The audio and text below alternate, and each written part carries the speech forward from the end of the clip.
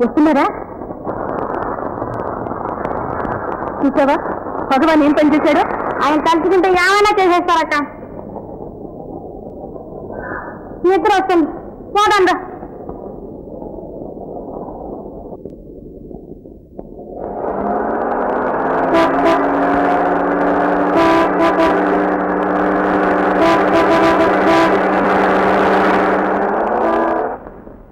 అమ్మా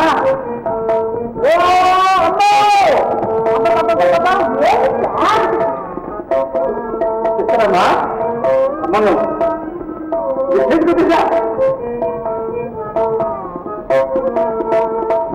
ఎక్కడా ఎక్కడా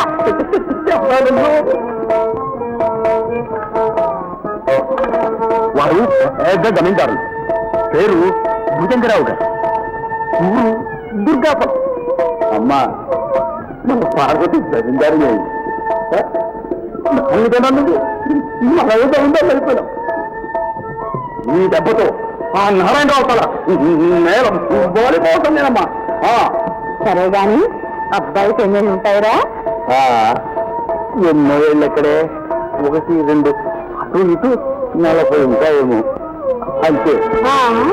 40 ఏళ్ళు? ఏ నీ పెళ్ళాటికి మనకి ఆయుస్సు లేక ఆయన మొదటి భార్య పోయింది, కానీ ఉంటే చూస్తున్నవారే. ఏమి కోరి ఇదే నీ చేతి నిర్వాహకం. ముక్కుపచ్చలారిన పిల్లని ముసలాడ కంట కట్టి గొంతుకొస్తారా? నీ చదివి తెల్లవారినట్టే ఉంది. నా కొడుకులు ఎలా చూసావురా? ఐశ్వర్యము ఆడంబరము చూసి ఆడపిల్లని అన్యాయం చేద్దామనుకున్నావా? ఈ సంబంధం సుతరాలు చేయడానికి వీళ్ళు. అయితే వస్తాను, చూడండి. అక్షోదరికి రాసింది ఇష్టాన్ని మాటిచ్చాను, మనుషులు వెంట పెట్టుకొచ్చాను. 6 కానీ నువ్వు 6 కానీ నీ పెళ్లి చేతికి రాసిందే. మొత్తుకున్న తిమ్మిన మడుతల నేను బ్రతుకుంటగా ఈ పెళ్లి కానివ్వను. ఈ పెళ్లి చేస్తే నేను ఉద్యోగయ్యో చూసుకుంటాను. ఈ ముసలి పెళ్లి కావడానికి వీల్లేదు. నువ్వు మనిషిని నీదో మాటనా?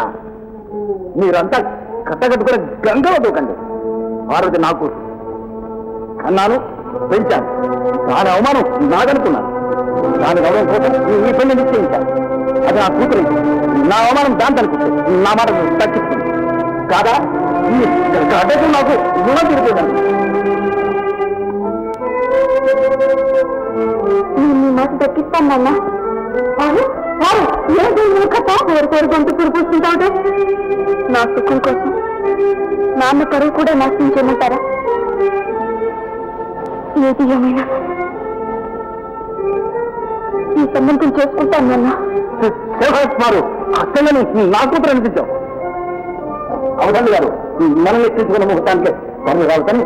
నీ దరఖాస్తు చెప్పండి. సరే చెప్పండి.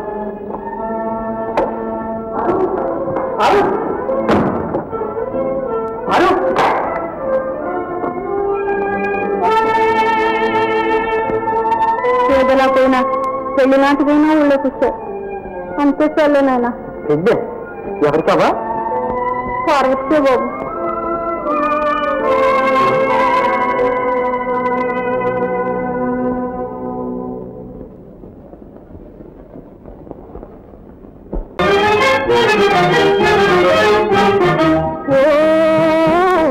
దేవదా పార్వతి చదువు ఇదేనా? మనవాసి వదిలేసి అసలు దొరల్లే చూటూట. ఓ దేవదా చదువు ఇదేనా? మనవాసి వదిలేసి అసలు దొరల్లే